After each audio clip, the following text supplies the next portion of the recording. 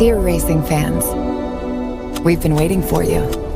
We've been working, prepping, training, putting together thrilling races, high stakes, favorite traditions, and fresh experiences. From right on the rail to the top of the hill. Whether it's your first meet or your 50th, we can't wait to welcome you back this fall. Love, Keeneland. And welcome in, everyone, to the Keeneland Look Ahead podcast. Jeremy Plonk here from Horse Player Now, getting set for day 6 of 17 at Keeneland. We've got a little extra sauce for you on a Friday. Not only is it Sycamore Stakes Day, and not only do we have another carryover in the Toyota Super High 5, about $10,000 in that one, but a $103,000 carryover in the $1 pick 6. The final 6 races on the program, races 5 through 10. A lot of added intrigue now on this Friday card that was already looking pretty good. Now we've got a $103,000 carryover to talk about. We'll get into that during the course of this program for sure. Nobody hit the pick 6 for the second straight day, and a little bit of price action late in the day. Of course, that's what you need in order to get these pick 6 carryovers. Talk about what happened on the track today on Thursday before we look ahead to the Friday card. 3 wins on the program today for jockey Jose Ortiz, his best day of the meet. John Velasquez, the ageist one who had such a good opening week at Keeneland. He was back in the winner's circle today. He teamed up with Todd Pletcher, who's off to a great start at the meet. Pletcher added another win to his ledger here on the card today. And they did it with a horse, BU, who was off since June of 2024, off the year comeback. Really impressive effort there, coming off the long layup there. Trainer Lindsey Schultz won 2 races at Keeneland, training double there. Nice for those connections out of Illinois. And then Kenny McPeak and Cherie DeVoe each got their first wins of the meet. They got off the duck, as we say, around the press boxes in America. So McPeak, DeVoe, we expect them to have good meets at Keeneland, spring or fall. They've been in a little bit of a struggle the first 4 or 5 days of the meet, but got it going today in day 5. They both got their first wins of the meet. So McPeak and DeVoe maybe have turned things around. Track played very slow today. Times were crawling in some races. First race on the card, a 6-furlong maiden claimer, or non-winner, a 2 claimer, I believe it was. Might have been a maiden claimer. Either way, 114.98. It was almost 115. We'd never seen a 114 race at Keeneland since going back to dirt in 2014, much less one that was pushing 115. So there was only one wire-to-wire winner on the card, and that was Motown Dynamic. Motown Dynamic, the 8th win of the year for that runner coming out of Prairie Meadows in Iowa. Kelly Martinez got another victory. Again, race number 3, the only wire-to-wire winner on the card was that horse who was winning for the 8th time this year. So track did not play quick. It did tighten up on Wednesday, and we saw, I believe 4 wire-to-wire winners on Wednesday. Drier conditions on Thursday, same thing, and the times were just really slow, and horses from off the pace had every chance in these races. Speed isn't getting carried like we've seen traditionally during some Keeneland meets, so let's keep that in your handicapping basket as we move ahead to Friday. Finally got one of our key plays on the card in at a nice price. It was good to hit that $21 winner. We only had 2 key plays on the card after scratches today. Race number 4, Caviar Breakfast, $21.36, the Ken McPeak trainee. Good to get that key play in there. We had a lot of bingo around it. I know some folks posted things on X that they hit the exactest price around that. Hopefully we were able to help you out with that one. Really nice payoff. Then the 10th race on the card, our other key player in the day, ran 3rd. The winner was a nice price in there. Musical Prayer was the horse who ran 3rd for us, but Baytown Butterfly, yet another offspring of Omaha Beach, running very well here on the main track at Keeneland. About a 25, 26, 28 kind of percent winner with these offspring of Omaha Beach over this main track at Keeneland. Tremendous, a positive ROI, and another price for that one, a Baytown Butterfly for Paul McEntee in the nightcap. That was a horse we had picked 3rd behind one of our key plays. Again, I really wish that we could have got the horse up for 2nd in their Musical Prayer, who rallied for 3rd. A little exacta underneath Baytown Butterfly would have been a nice way to finish it. So I didn't get anything out of the nightcap. Hopefully you did, though, but we had a handicap pretty squared up. The 2 big plays on the card that we had to have, we got one of them, and that's good momentum into this Friday card. So let's get handicapping, shall we, and talk about this Friday program. Again, a reminder, carryovers, pick 6, 103,126 to carry over there.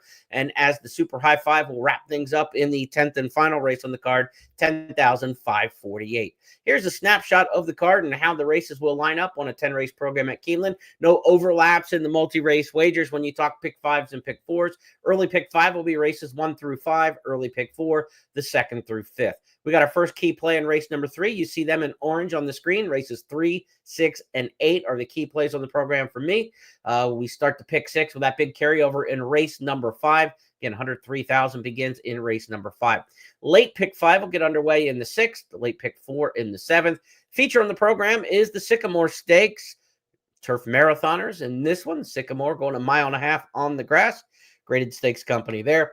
And in the 10th and final race on the card, the Toyota Super High 5 race will be offered $10,548 on the carryover. One thing noticeably absent from that snapshot, no turf pick 3. In fact, there's not 3 turf races on the card, which is really rare for Friday at Keeneland. Only 2 turf races scheduled on the program, including the Sycamore. So when we only have 2 turf races scheduled originally, there is no Keeneland turf pick 3. That'll be back into the mix on Saturday. So let's get the handicapping. Let's go to race number 1 on the card and send you to the Keeneland Handicapper Selectors box, Keeneland.com. You can get all the picks from Scott Hazelton, Tom Leach, myself, and Kim Nelson across the way, left to right as you're reading here on the graphic. We'll compare our picks throughout the course of the card, try to identify where some underlay and overlay prices might be identified by how the public handicappers go. We're splitting things up 2 and 2 in this race. The 5 Sharp Note, the 1 Busk are the top choices for 2 of us each in this spot. And I'm on the 1 in here, Busk. Irad Ortiz riding here. This horse has had 10 straight consistent races. You look up and down the line, top 2, top 3 type finishes with a lot of W's. You got to like the win record for Busk. Coming out of a race at Churchill Downs last time out, this is a good spot to be in. I'm going to take Busk in this particular spot by Candy Ride. That'll be the top choice here in race number 1. Sharp Note, top choice in here for, or Shape Note, I should say, not Sharp Note. Shape Note fits the conditions well of this starter allowance for trainer Mike Maker, Tyler Gaffleone aboard. Again, the Churchill horses really do well in these fall meet starter allowances. 43 of them held over the years in fall meets. 20 of the winners in the 43 races have prepped at Churchill Downs. You can get a little bit of a price. You don't have to settle on a low favorite in here. Favorites win 12 out of 43. And the average winner, 5.5 to 1. So a little bit higher than par in terms of average price of winners, and horses who aren't favorite, have dominated, winning almost 3 out of 4. So favorites only about 25% in these particular spots, well below the national average of 38%. I've got it 156. You can also consider the 2 in there. Ludwig, another one who fits the conditions nicely for trainer Norm Cassie. Busk going to be my top pick in here. Let's go to the second race on the program. And second race, we'll kick off the early pick 4.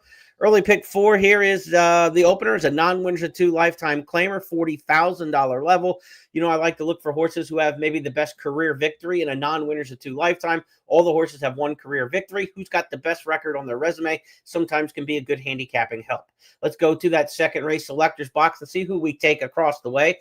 Kim and I are in agreement. Busk and Cinnamon Sugar, the first 2, and we both have Cinnamon Sugar on top in this one. Clamborn, the Clamborson is the Chamberson is the 8 in here for Scott Hazelton on top, and the 9 Satisfied Mind, top choice in here for Tom. Cinnamon Sugar, the 1, comes off a race at Churchill Downs. And again, these Churchill horses are fitting into a lot of spots where historically they do well with the races on the card here. They've won 40 of the 112 non-winners of 2 claimers that have been offered here over the years coming into this racing week.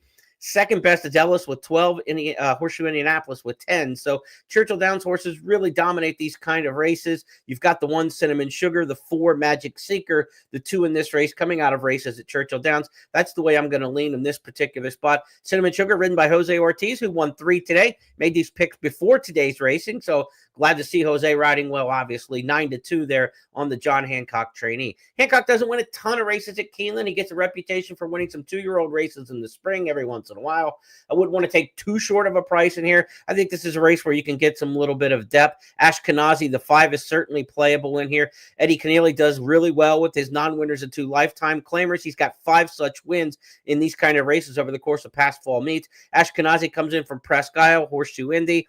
but looks competitive because the horse was able to break its maiden at Churchill back in the spring. Ran here in the baby races over the back in April, and this Hootenanny filly was able to make the lead.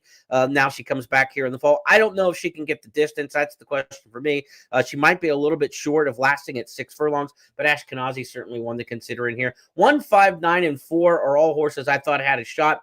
You got the 8 in here, Chambourson for John Ennis, who's picked on top by Scott. So I think there's a little bit of depth to be gotten in this particular race, to be honest with you. And again, this is a spot where, you don't have to settle, just on 1 or 2 particular horses. I think you could spread a little bit here in race number 2.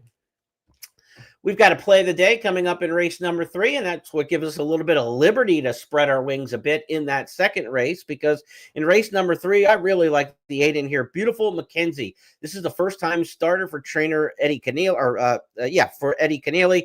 2-year-old filly, first-time starter, going 6.5 furlongs here. Eddie Keneally's run 14 2-year-old first-time starters in the fall meets here since going back to dirt. 3 wins, 3 seconds, and a third, a 229 ROI for every dollar bet. So Eddie Keneally's been exceptional with 2-year-old first-time starters here. In his last 6 that he's run at Keeneland in the fall meets, 2 wins, 2 seconds. So I'm going to bank on him having this one ready to go. The workouts indicate so. That gate work on September 24th for Beautiful Mackenzie, a half mile on 47.4 from the gate. It's that second work before a horse races, not the most recent work, the second work back that usually tips off how strong a horse is. Second to last work is the one where they're really asking for it. In the final work, it's usually just a little maintenance move a week before the race. So I think Beautiful Mackenzie's going to run a cracker here first time out. My top choice in here. No one else has the 8 picked on top, and only Tom's got to pick third. So we've got a horse who's 5-1 in the morning line. Maybe not super live on the tote. We'll see what the computer guys do with this first-time starter. We'll see what the public does, and if any word trickles out about a work tab and that sort of thing like that. But the 8 Beautiful Mackenzie, definitely for me, going to be one of my key plays. Number 6, Amazing Amanda. Respect there. Anything by Vacoma on the track, you've got to respect. The one question I have is this horse gave it up going 5.5 at Ellis. Now has to extend to 6.5. So I'm not sure about the distance right now in this point in time for Amazing Amanda. That would be the main concern. But again, you get Ortiz riding. He won 3. Jose, that is. He won 3 on the card today. So Amazing Amanda certainly in good hands, but I wouldn't want to take a short price on that one, trying to stretch out after just giving up the lead last time out. I will say this, though, that the 5.5 gap back from second to third might be more about the winner just kind of being stronger there than necessarily giving everything up on the back end. So Amazing Amanda has to be respected in here. The 6, the logical horse amongst those who have run before. The 10, Turkish Pistachio. A little bit of love for that one, but it was offered for a claiming tag in the debut at Belmont at Aqueduct.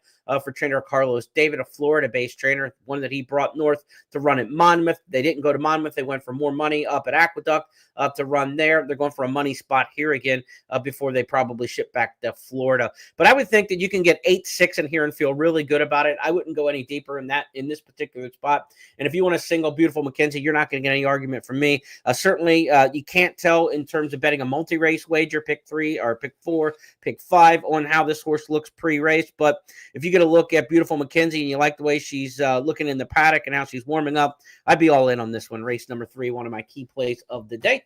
Hopefully we can get off to a good start with that one. Let's move now to the 4th race on the program. 4th race at Keeneland is a dual condition claimer. 7-furlong sprint race here on the main track. It's for horses that have not won 3 races lifetime, or 3-year-olds can enter no matter how many races they've won. We kind of get these same situations. You very rarely run into 3-year-olds in these races that have won 4 or 5 races that can actually take advantage of the conditions. So you've got 3-year-olds taking on older horses, and they're all non-winners of 3 in this particular spot. So nobody's kind of taking advantage of the class edge that could be gleaned in a race like this. 7-furlong sprint races at Keeneland. You always want to kind of glance through and see where Luis Saez might be. He rides these races so well. Saez not named on any in this particular spot. I went with number 6, Big Salt Lick. In race number 4, Scott's top pick as well in here. We're the 2 that've got this one on top. Coming off the race at Churchill, a winner last time out. This horse is the only horse in the race who's placed at Keeneland in a previous start. Some of the horses in here haven't run too well over the track. He does have a 3rd place finish here, that being back in April during the spring meet for a maiden claiming 20. Has since broken the maiden at Ellis Park and won again at Churchill Downs last time out. Good effort in the last couple, pretty consistent. If you're a speed figure person, don't expect a big leap forward out of this horse. Part of the same form cycle that he's been a part of for Hugo Andrade, the trainer. So he's not looking to make any big leap forward. Can he run another like mid to upper 60s Beyer speed figure? And where does that match up with the others in the race? It looks pretty competitive. They're all very evenly matched in this particular spot. I've got the 6 in here. Big Salt Lick at 4-1.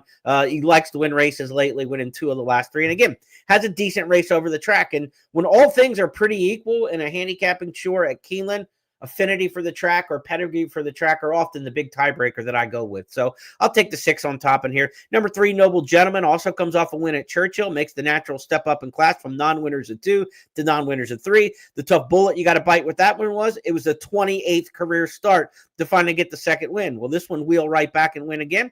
Looks competitive against this group, and at 10-1, you're getting at a price to find out.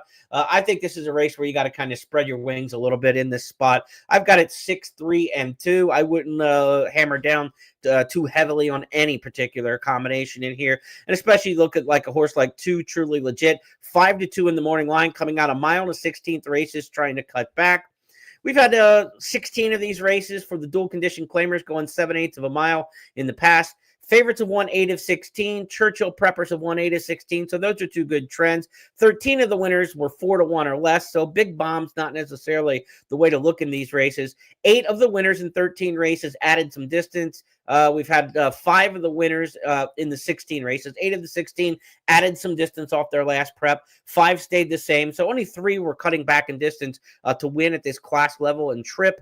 Number 2, Truly Legit, is the morning line favorite in here, trying to cut back in distance. The 9 also tries to cut back in distance. The 7 and the 8 cut back in distance. So give me a horse like Big Salt Lick, who's actually adding a little bit of distance, coming from Churchill. You got a lot of the right things lining up there. So I take the 6 in here, but it's not with any kind of heavy confidence or optimism in this particular spot. We'll see how it shakes out in race number 4.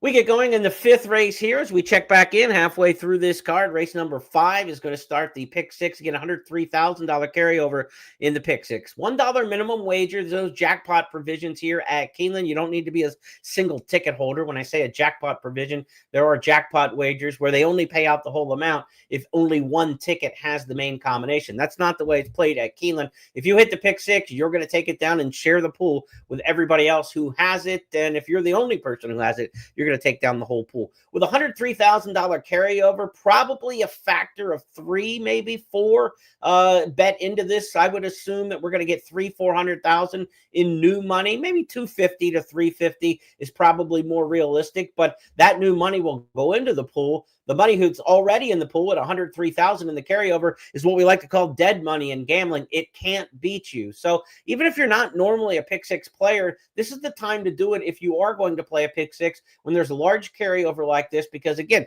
if you hit it, all that money gets added to the winning tickets, and it's not money in combinations that can beat you. So it's extra money. All it means is you're going to get paid more when you're right. And the number one goal in this game is to get paid when you're right. That's what you've got to do. That's got to be your goal. And what that means is you've got to get a fair price for what you wager on. And when you really like a horse, you've got to weight it properly with the right amount of money, bigger than you would in a race where you don't have a strong opinion. If you're normally a $5 bettor, but you love a horse in a race, you got to be a $10 bettor in that race and skip another and save your $5 there. That's what I mean when I say get paid when you're right. That's one way of doing it, weighting your wagers properly. The second way to do it is when you get an advantage like a carryover to go in and attack, because no matter who hits this pick 6, it's going to pay more than it would on any other day with the amount of money in the pool, because that dead money, that carryover money is going to be added to it. So anytime you see a carryover, that should perk your ears up as a horse player, that now I've got a little bit of a player's advantage. It's not just the takeout that's battling against me and the other tickets that's battling against me.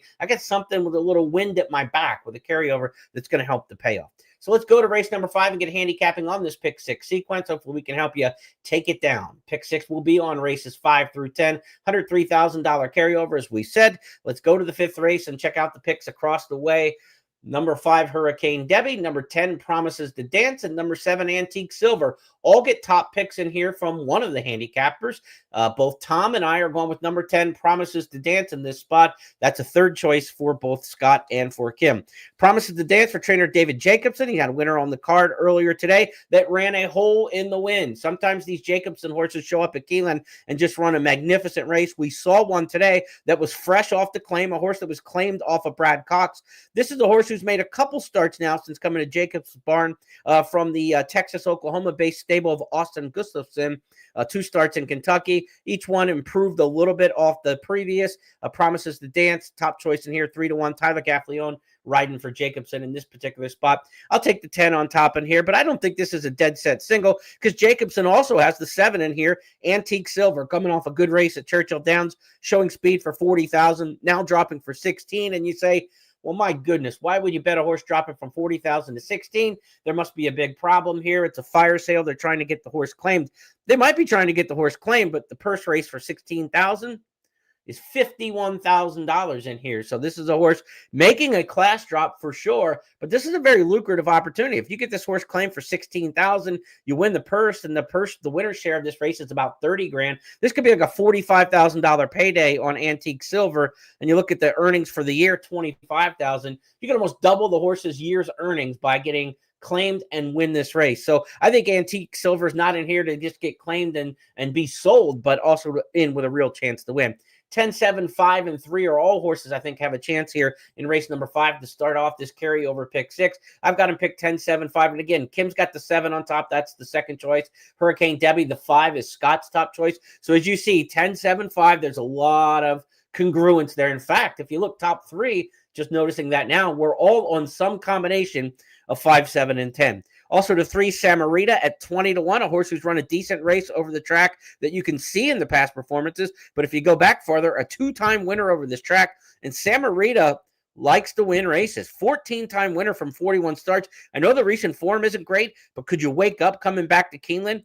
This horse has been protected in some races and some optional claimers of late. I wouldn't be shocked if the 3 Samarita is worth including here. If you're looking to get outside the public and get a big price in the pick 6, Samarita at 20-1 is not a bad way to do it there in race number 5. Let's move on now to the 6th race, and the late pick 5 is going to start here, and I've got my second key play on the card here in race number 6. That's going to be number 3 in here, Struck at Midnight at 9-2 in the morning line. Joe Sharp's horses are running pretty good here early in the meet. This is a horse who is well-bred by Bolt Doro out of Midnight on Akani, and Midnight on Akani ran a nice race here at Keeneland in Allowance Company, going 6 furlongs back in her racing career. She liked the track here over at Keeneland and Allowance Company sprinting. This is a second-time starter in here, Struck at Midnight. Gets Jose Ortiz aboard. He doesn't ride in here for Kevin Rice, which I think is kind of interesting because he rides a lot for Kevin Rice. Presque Isle, there's family connections there. Of course, the wife of Jose Ortiz is Taylor Rice, the former jockey, and Taylor Ortiz. And there's a lot of family connection there that he typically rides the Rice horses, especially when they would show up in Kentucky like this. That Jose sticking with number 3, Struck at Midnight, I think is significant because Endless Glory ran a pretty darn good race in the career debut at Churchill with Jose Ortiz aboard. I like the 11 in here, definitely with the shot, but I went 3, 1, 4, 11. Maybe you're looking at going deeper in this race than I am, but I'm going to take the 3 over the 1, 4, and 11, and I'm going to stick my neck out here with the 3 getting the job done. Career debut, second, rallying from off the pace. In the race at Churchill or at Kentucky Downs back on September 7th, what I really like about Struck at Midnight, sure, a lot of horses close and run a decent race at Kentucky Downs. This horse rallied from 11th, 10 lengths back, to finish second, beaten 1. But the significant thing about it is if you go back and you look at the chart of that race, this September 7th race at Kentucky Downs, the horses who ran 1st, 3rd, and 4th were running 1, 2, 3 all the way around the track. The only horse who closed any ground at all in this race was Struck at Midnight, who ran a really good second and was clear of the others behind him. I think that's a significant move. Typically, when the race shape doesn't work in your favor, if the horse is running 1, 2, 3, hold the run 1, 3, 4, the race shape was in their favor. All the race flow was going their way. You were the one that kind of swam upstream. did the dirty work, struck at midnight. I love that angle, and I think in this spot, one of my key plays on the card. So I'm going to take 3 over the 1-4-11 in the intra-race plays and try to hook up the exactas and the tries that way. But keying the 3 on top, struck at midnight, going to be a single for me, looking at potential pick 6 plays as well. As for the other handicappers in here, I've got the 3.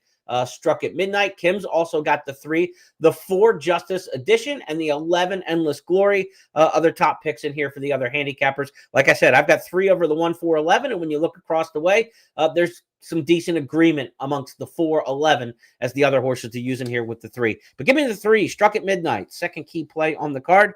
And if we get that 9-2 morning line, I'll be very excited about that one, who beat the race flow last time out. 7th race next up on the program as we hit the final 4 on the card. It's the late pick 4 sequence.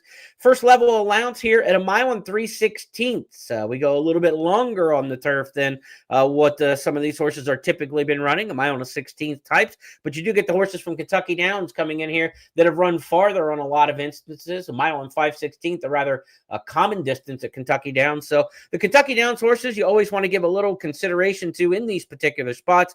They should fit pretty well at 1 3/16 and allowance company. But number 7, El Jory, is going to be my pick, not coming from Kentucky Downs, rather coming from Ellis Park, and a dull effort in the turf there that day. But what I like about El Jory is the pedigree, by Medaglia d'Oro out of Up. And how many great 3-year-old fillies have been sired by Medaglia d'Oro over the years? Up was a really good Coolmore runner on the turf, going long. This is a very classy pedigree, and I don't have to worry about if this horse is going to fit at Keeneland. Last October, broke the maiden here in a maiden special, came back in the spring meet at 1 3/16 and ran a decent 3rd in allowance company that day. So we know El Jory likes to track, certainly not over raced. Brendan Walsh gets kind of a first off the bench here for this one, who hasn't run since middle of August. Walsh's barn going really well here during opening week. He hasn't had a ton of starters here in week 2 yet, but give me El Jory at 15-1 in the morning line. I know the last race wasn't much, and I know the speed figures weren't very fast in the races at Keeneland, but I'm not necessarily worried about a speed figure at 1 3/16 on the turf. These races aren't dirt sprints, so I'll pass on a speed figure with this kind of horse if we're going to get a price, and it looks like we could here with the 7. Not a huge confident move in here, but I certainly like the price and the potential of this one back over the turf course here at Keeneland. The 11 Fleetingly, another one to consider in this spot. Chad Brown, he had another 2nd place finish with a horse coming from off the pace today. Chad Fleetingly and Flavian Pratt teaming up here. Pratt's only been aboard this horse once in the last 4 starts. Always consistent, always right at it. 7 times in a row in the trifecta, but only 1 win out of that group for this daughter at Justify. The Justifies do pretty well here on the turf at Keeneland. Not as good as they were when they first kind of started barreling out and rolling out. They've kind of cooled a little bit, but Justify on the turf certainly a good angle. And Alice Springs, the dam here, was an outstanding race mare. We talk about, Up being a really good mare for Coolmore. Alice Springs, similarly so over in Europe. Fleetingly certainly has plenty of classy pedigree. And the farther they go, the more I like pedigree. On 1 3/16 on the turf, I like to see some class show through. So I think I have 2 of the best pedigrees in the field when I go 7-11 in this particular spot. The 6 Haystack is 8-1 in the morning line. It's run well here at Keeneland. This horse gets to stretch back out. The distances have been shorter, but at 1 3/8 at Saratoga, ran pretty decently back in July of 24. Has run this trip once in the career and ran 2nd in that. So Haystack's been going shorter lately, but has run well at Keeneland. 8-1 in the morning line. Fair enough price on that one. 7, 11, and 6, really the 2 the horses that I'm leaning in mostly here. Number 2, Vino Arana, is the 2-1 morning line favorite here in race number 7. Hasn't run in over a year plus. First time back for Jack Sisterson. Certainly some good European form. 3rd in an Irish Group 3, 2 starts back. Broke the maiden at Saratoga then, once coming here stateside. So 2nd time in the U.S., but hasn't run in over a year. I can't take that kind of horse at 2-1 in the morning line with a trainer who doesn't do it that often. Only 12 starts, according to DRF, off this kind of layoff for Jack Sisterson. It's not necessarily his MO. I don't think that Vino Arana is a complete toss-out, but certainly I wouldn't play the horse at a shortish price. And at the morning line offering, I'm definitely not interested. And you see the other handicappers in here. Everybody's kind of taking a shot and tossing the 2-1 shot here in race number 7. 7, 11, 6 for me. I'll try to get by with those 3 in race number 7. Let's shift gears next, and we'll go to the 8th race on the card, mile and a 16th in race number 8. These are maiden special weights, 2-year-olds going long, and favorites have done really well in these races. Historically, 2-year-olds going long on the dirt, 26 out of 54 favorites have won in these fall meet races at Keeneland. We talked about the 2-year-olds on the turf going long being a boon for big long shots, but not on the dirt. The 2-year-old dirt races for the long distance maiden specials have been really effective spots here for horses that are pretty well backed. So I wouldn't go for any big bombs in this particular spot. The favorite in here, Vino Vici, the 11, is 5-2 in the morning line. It's Todd Pletcher. Pletcher's won 5 of these 2-year-old route maiden specials over the years, amongst the very best in the game here, bringing 2-year-olds going long at Keeneland. I would expect the 11 to be very effective in here. I thought there were a couple other horses that could go with the favorite in this particular spot, so I'm going to mix up trying to beat the 11, but certainly using the 11 in all the multi-race wagers, and that's not being defensive. The 11 is an absolute major contender in this race. I just think there's some other contenders in here as well that you might get a better price intra-race in betting. Number 9, Tiz Authority. Number 7, Beale Street Boy, are those two that I'm talking about. And that's what makes this a key play on the card for me, because Tiz Authority, the 9, is 6-1 in the morning line. The 7, Beale Street Boy, is 10-1. I respect the Pletcher and certainly could do it, but I think that we've got two good options in here with number 9, Tiz Authority. This is a horse who comes out of a really fast race at Churchill Downs. 109 and change, was up knocking heads. This is a horse out of a $30,000 stallion in Tiz the Law, who sold in the Ocala sale in April as a 2-year-old for $825,000. This is a horse they thought was going to be something put together right away. They're expecting a quick return on investment.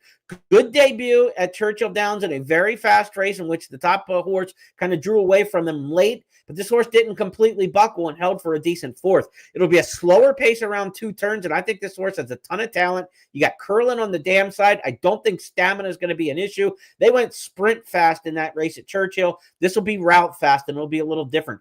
Give me the 9, Tiz Authority, near the front all the way here in race number 8. The 7, Beale Street Boy, also one to keep an eye on here. Street Sense the sire, of course, Kentucky Derby and Travers winner. This horse has already gone 2 turns, a good 3rd at Churchill at a mile and a 16th back in September. Street Sense has sired 3 winners of these 2-year-old route maiden special weights in the fall. So as a sire, he's had some success with these kind of horses in the past. Blinkers on for the first time for trainer Ben Colebrook, and Colebrook's horses are all running pretty decent here at the meet. He's having like run off the screen type performances, but they're all showing up and running pretty well. So Beale Street Boy, also one to watch in here. 9, 7, 11, if you want to work another horse in. Number 8, Further Ado, for trainer Brad Cox, makes plenty of sense coming off those Saratoga races. And the top of the pedigree by Gun Runner tells you might want to go long, but the bottom of the pedigree out of a Sky Mesa mare, this horse may not stretch out around 2 turns as well as some expect. So I think Further Ado might be an underlay price. It's Cox, it's Ortiz, Irad. I think the horse might get overbet in here a little bit. 9, 7, 11 for me, and one of my key plays of the day. I'm really high on the 9 in here. So 9, 7 exacta boxes, 9, 11 exacta boxes. Tries with the 9, 7, 11 in the top 2 spots, and trying to mix in some other horses in terms of, getting some prices in for 3rd or 4th if you're playing tries or supers. But I'm going to really be attacking here with number 9, Tiz Authority, in race number 8. 9th race on the card is the featured Sycamore Stakes, grade 2 company here, a mile and a half on the turf. Sycamore for a purse of $400,000. We have 17 races of the Sycamore in our database that were run over the turf. And if you go back and look, favorites are 4 for 17, so a little less than 25%. They underperformed there. The average winner in the Sycamore in those 17 years has been 6.7-1. That's more than 2 points higher than the normal 9-2 average that we're looking at. So this is a good betting race. You can get a horse in this race at a fair price.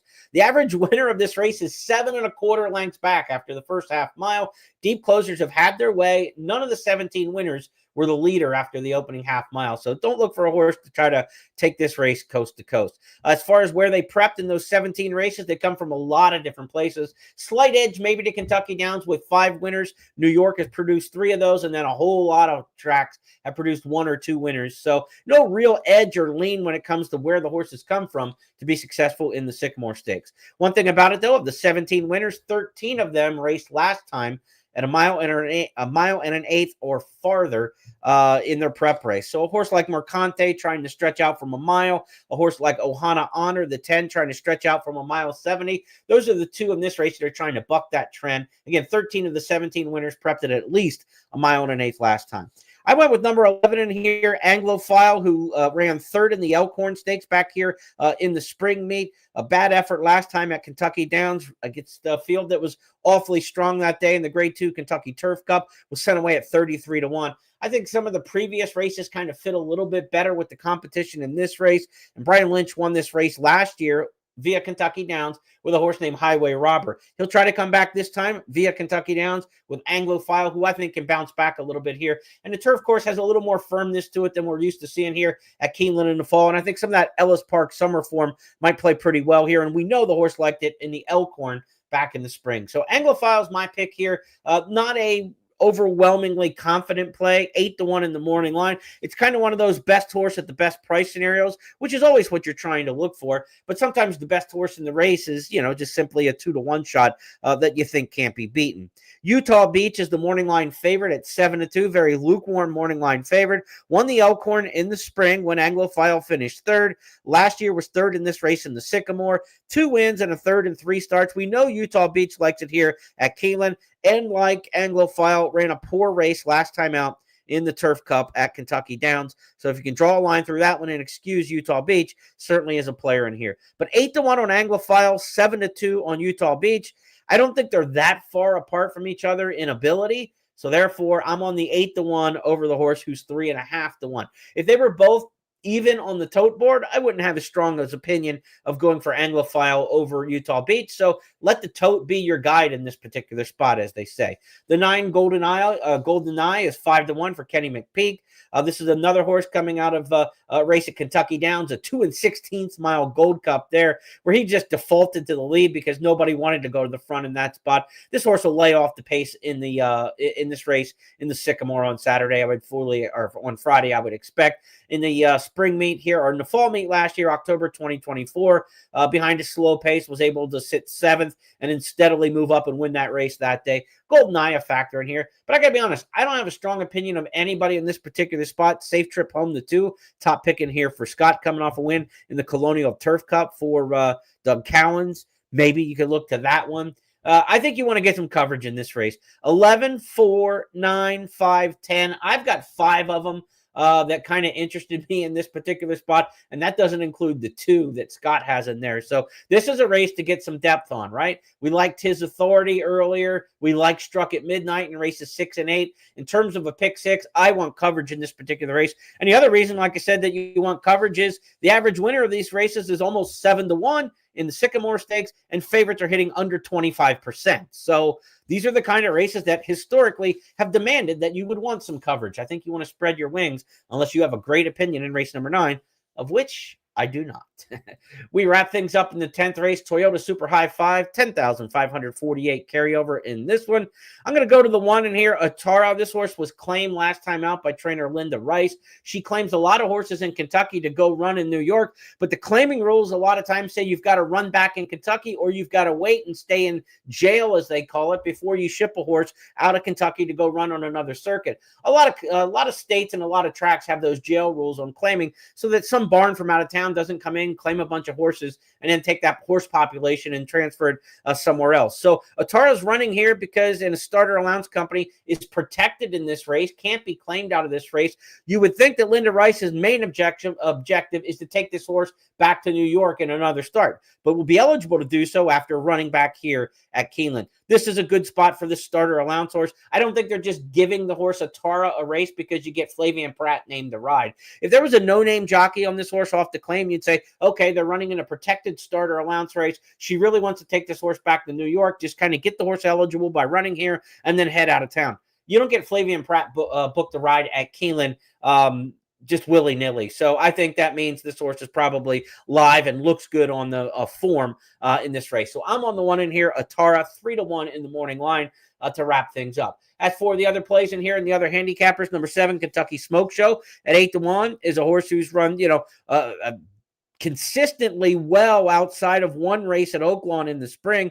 But this horse, I think, will factor in here at a good price. Second start off the layoff, was off June to September, came back and ran a good second behind a runaway winner, was clear of the others in there. Chris Martin could have a big day. Of course, Hartman trains one of my best bets of the day earlier in Tis Authority in race number 8. So, look, if the Hartmans are running well and you see Tis Authority run really well, you feel a little bit better about Kentucky Smoke Show in this spot. When barns get hot, a lot of times they get hot in bunches with a bunch of their runners. Speaking of bunches, how about Brunch with Amy? The 8 in here, that's my third choice. Brunch with Amy coming off a claim for trainer Joe Sharp. This one claimed at Churchill last time, ran right behind Atara. You go from a good barn to a good barn. Peter Urton to Joe Sharp. Luis Saez sticks aboard. That's always a good sign. When a horse is claimed and the jockey who rode him last time rides him back from the new barn, that's usually something you want to follow, because that means the rider and the rider's agent wanted to be aboard this horse, even with the barn change. It's not just a business decision. It's I want to stick with this horse because he ran well last time and they want to ride him back. So I've got it 1, 7, and 8 here. I would look at using all three of those in this particular spot. Daisy Duke, the 3, 5, Bolt on the Rocks. Also horses picked on top by the other handicappers in this spot. Daisy Duke hasn't had a lot of wins of late, but always right in the mix. Saratoga Churchill Oaklawn takes the track with her. She's by Classic Empire, of course, who won major stakes races here over the track at Keeneland in his racing heyday. So Daisy Duke would be no surprise. But again, maybe a horse who's more bound to run second or third. And when you're looking for gambling in the pick 6, maybe you don't go with a horse like that so much. You want to find a horse more apt to get to the winner's circle. But look, none of these are world beaters. It's a starter allowance. They're essentially all these horses looking for their second or third career victories. Not a lot of win machines in this particular spot. Bolt on the Rocks, the 5, does have 3 wins, more than the rest of the field. Some of these are non-winners at 2 lifetime. I'll use the 1, 7, 8, though, and try to get by here in the final race of the Pick 6. So that's going to wrap things up for the podcast tonight. Thank you for joining us. I'll be back tomorrow around 11 o'clock, between 11 and noon, with an update for you on social media on X. Be sure to follow that at Keeneland Racing and at Horse Player Now, with updated picks and suggestions and any news that's breaking on this Friday card. Again, the big carryovers and after scratches and changes are announced. That gives me a chance to kind of recalibrate what we've handicapped in advance, what we talked about tonight, and what we continue to flush through as we get closer to post time for tomorrow, which will be 1 o'clock. You can also get my information sent to you, the updated information with Substack, free publishing software. It gets sent to your email inbox. Sign up for the free Substack, jeremyplonk.substack.com. Not only do you get Keeneland handicapping information, but I also send information about big stakes races and tracks around the country all year round, not just during the Keeneland meet. And, of course, there'll be Breeders' Cup, Triple Crown information and all that kind of stuff sent through this free Substack. Sign up, jeremyplonk.substack.com.